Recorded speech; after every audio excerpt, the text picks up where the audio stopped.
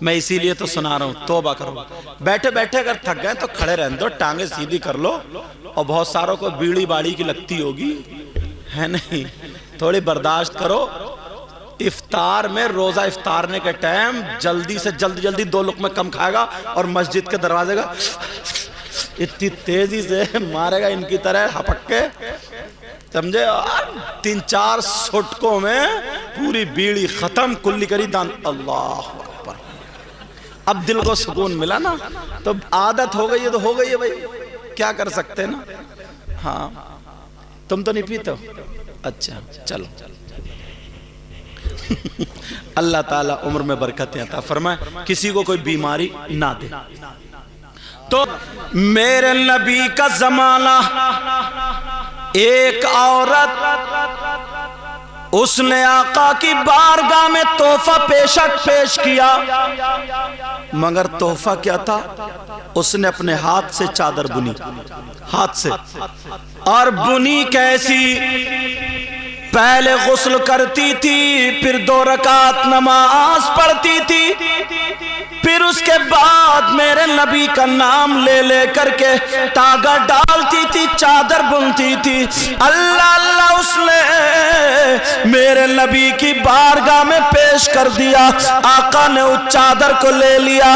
حدیث یہ بتاتی ہے میرے آقا نے اس کا ماما نہیں بنایا، آقا نے رومال نہیں بنایا، آقا نے کرتا نہیں بنایا، بلکہ لنگی کی جگہ استعمال کیا۔ میرے آقا نے لنگی بنا لی، تیبت بنا لیا۔ غیور مسلمانوں ذرا سنو، تمام صحابہ کو پتہ چلا نبی کو پیش کرنے والی وہ عورت ہے، اس نے نبی کا نام لے لے کر کے بلایا۔ اللہ اللہ نبی پہنتے تھے، ایک دن پہن کر کے جب باہر نکلے تو گاؤں کا رہنے والا، وہ بھی ٹھیٹ گاؤں کا، اندر گاؤں کا، جیسے تمہارا گاؤں ہے ایسے ہی گاؤں کا رہنے والا، نبی سے پیار کرنے والا، محبت کرنے والا، نبی کو چاہنے والا، نبی کی بارگاہ میں پہنچا، صحابی رسول تھا، کہنے لگا آپ کی لنگی بڑی پیاری ہے، تہمت بڑا پیارا ہے، آقا مجھے عنایت کر دے، آقا یہ چادر مجھے دے دیجئے۔ تو میرے نبی نے کبھی نہیں فرمایا، کہا تمہیں دے دی جائے گی۔ آقا نے فرمایا ذرا جاؤ میرے ساتھ، آگے آگے آقا پیچھے پیچھے غلام چلتے چلے جا رہے، حضرت عائشہ کے حجرے میں پہنچے، لنگی کو باندھا دوسری، اور وہ کھول کے تہ بنا کر کے ان کو دے دی۔ اب بتاؤ آقا کا پہنا ہوا کپڑا، مزار کی تم چادر چومتے ہو نہیں چومتے ہو؟ قرآن شریف کا کپڑا چومتے ہو نہیں چومتے ہو؟ جو کپڑا میرے نبی کے جسم سے ٹچ ہو جائے اس کا جواب کہاں سے لاؤ گے؟ اللہ اللہ، وہ صحابی چومنے لگے، آنکھوں کو لگایا، ماتھے پہ لگایا، سر پہ رکھا، پھر سینے پہ رکھ کے جھوم کے آنے لگے۔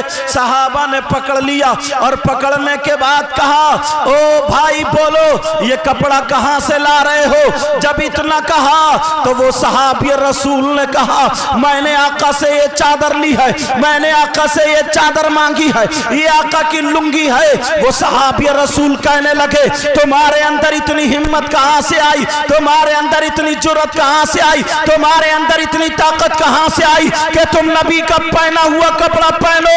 او یہاں کے رائے پور کے غیور مسلمانوں، وہ صحابی رسول کا جواب سنو، انہوں نے جواب کیا دیا تھا؟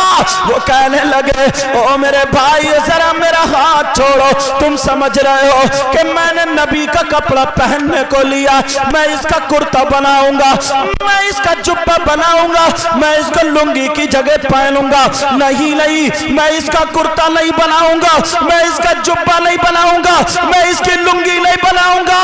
تو پھر کیا کرو گے؟ ارے آج تم نے اپنے گھر بار کو چھوڑا، نبی کی محبت میں آ کر کے بیٹھے ہو، کسی کے بیٹے کی شادی نہیں ہے، کسی کے بھائی کا ولیمہ نہیں ہے، کسی کی بیٹی کا عقیقہ نہیں ہے، کسی کے کوئی اور پروگرام نہیں ہے، صرف اور صرف اللہ کے رسول کی محبت میں آئے ہو، वो सहाबी रसूल कहने लगे, ओ भाई जरा मेरा हाथ छोड़ो, अरे मैंने इसलिए ये कपड़ा मांगा है कि जब कल को मैं मरूंगा मेरा जनाजा होगा और आका की लुंगी का कफन होगा। काहे के लिए बोलो?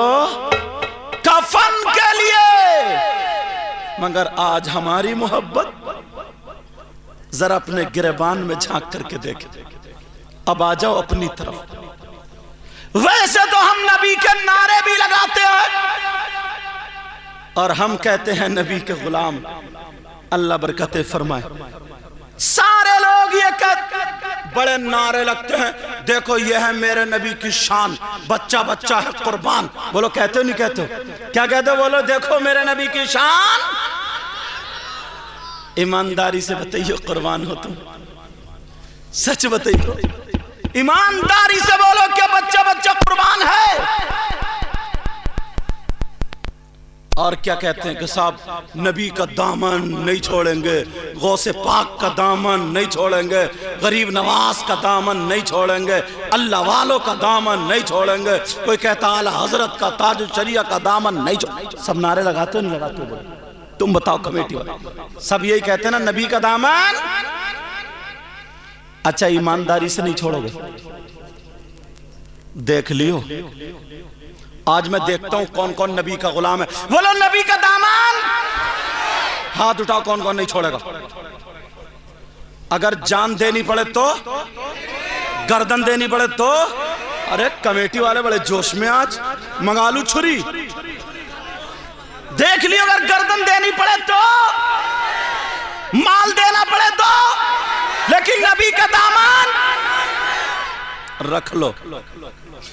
सब ने यही वादा किया नबी का दामन नहीं छोड़ेंगे। मेरे नबी 12 रबीउल अव्वल 20 अप्रैल सन 571 पीर के दिन सुबह सादिक के वक्त दुनिया पे तशरीफ लाए। आज से 1400 कुछ साल पहले मेरे नबी यहाँ पर थे। कितनी पहले बोलो बेटा? एक तरफ 1400 साल पहले। तुम में का कोई 1400 साल बूढ़ा बुजुर्ग है? 1400 साल पुरानी बूढ़ी बुजुर्ग है? अरे बुढ़िया तो बुढ़िया है ही नहीं आजकल। 40 साल की 50 साल की गाल सुकड़ गए, मगर फिर भी कूंची फिरा रही है। मैकअप की कूंची अब भी चल रही है। उससे पूछो क्या हाल है, चुटिया यूं खड़ी है बुढ़िया की। अधेड़ अधेड़। अरे भाई 40 साल की अब क्या रह गया? मगर मैं कब अल्लाह की पनाह, वो बड़े बड़े पैंचे, शरारे, गरारे और छोटी छोटी सुतनी, बाज बाज तो ऐसी लगती है जैसे मेंढक को पैजामा पहना दिया। तौबा तौबा, कोई कुछ तो देखो यार। कहां गए कमेटी वालों? जाइयो मत। 1400 साल का कोई नहीं। तो तुमने किसी ने नबी को देखा? नहीं देखा। तो जब नबी को नहीं देखा तो नबी के दामन को देखा? तो जो चीज देखी नहीं जा सकती वो पकड़ी भी नहीं जा सकती। तो तुमने पकड़ा क्या?